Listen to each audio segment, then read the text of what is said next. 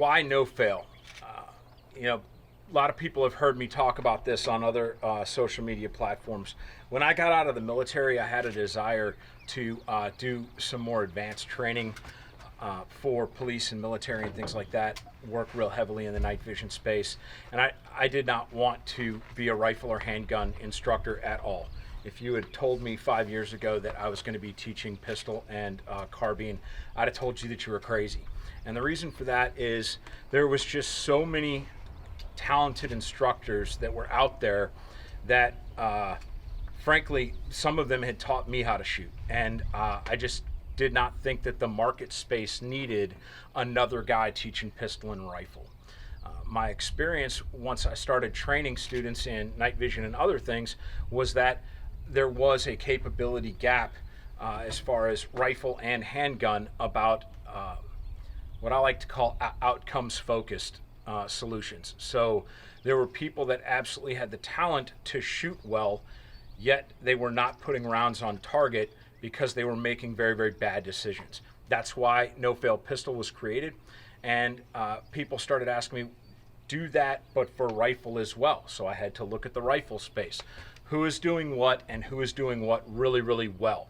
And there was all kinds of guys that were teaching flat range course from 50 yards in and crushing it. And then you had your sniper light guys that were teaching your SPR courses and starting to get into more of the math and the science behind long range shooting. And then there was a little bit of a gap in the middle there. Some of my friends, Steve Fisher and Jared Reston, a few others, they started operating in that intermediate carbine space, and I thought that that was a really, really good spot to be in as well. But with this caveat of what is causing guys to miss rifle shots.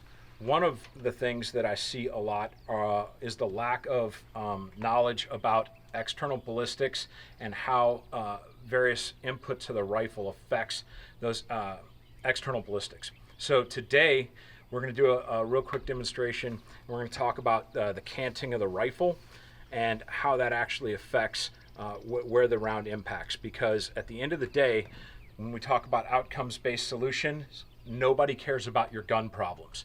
So nobody cares that you're tired. Nobody cares that your gun is rotated at a certain angle. Nobody cares that your sling isn't in the proper position or that you're not in the proper position behind your rifle.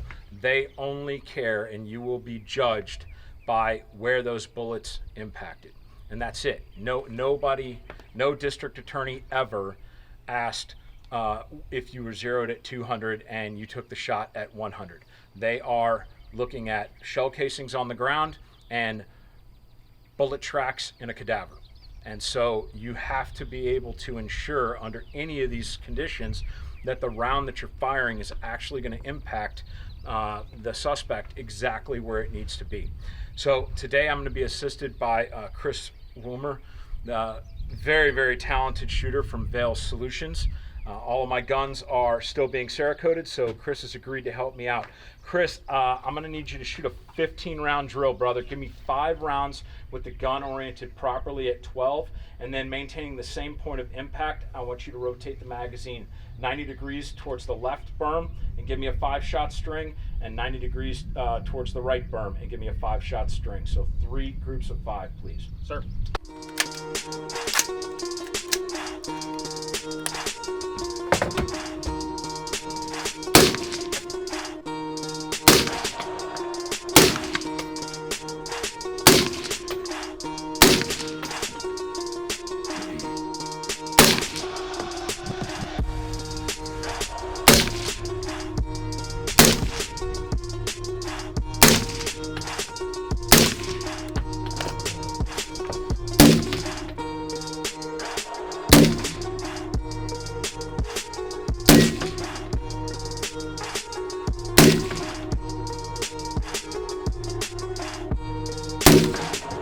Thought he was shooting 90, but neither of those groups were actually 90. So if he went down there and saw, okay, well, this is what my hold is going to be, that's not his true 90-degree hold. If he got into another fight where the gun was actually laying across the deck of a car at a true 90, the hold would not be what we saw here. Every degree that you are changing that angle on the weapon, you're getting a different group essentially. And so, and if you are going shot to shot and changing that angle, your shot group is going to show up as an ellipse, and instead of an actual cluster, it's going to be a curved string downrange. Okay, so slightly different zero, and added a suppressor, so that is what's accounting for our vertical string issues from down here, or zero shift. And then these are your two subsequent shots. You'll see when you go back and look at the video that Chris did not have the weapon canted at the same angle from one shoulder to another, which is why one is closer to the target than the other group is closer to the target. So there's a lot of variables going on here. This group is the group from when Chris was shooting the magazine to the left, and this group is from when Chris was shooting magazine to the right. Purpose of this video is not to teach you guys how to account for this. It's to let you know that this happens, and this is the kind of thing that I attack in no-fail rifle, because I want an officer. This is a 100-meter shot, so this can happen in a Walmart. If you are in some type of rollover prone, shooting around a car with the tires flattened and up under the rear bumper, and you have your gun in an aggressive canted position in order to provide yourself cover and engaging some type of shooter, you could potentially have rounds not go where you want them to land, because you haven't taken into account exactly how drastic canting that weapon from an attitude other than optic directly over bore. So you can go out and figure out what your gun is doing. These locations here are absolutely shooter to shooter dependent. There is no mathematic answer that I'm going to be able to give you.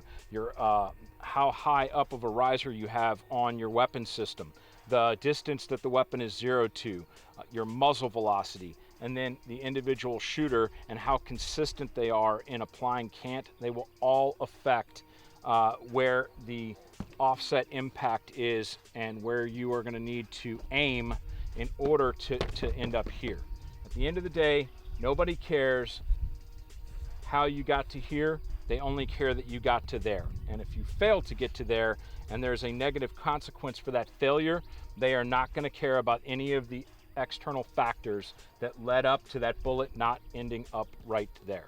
That is what no fail is about.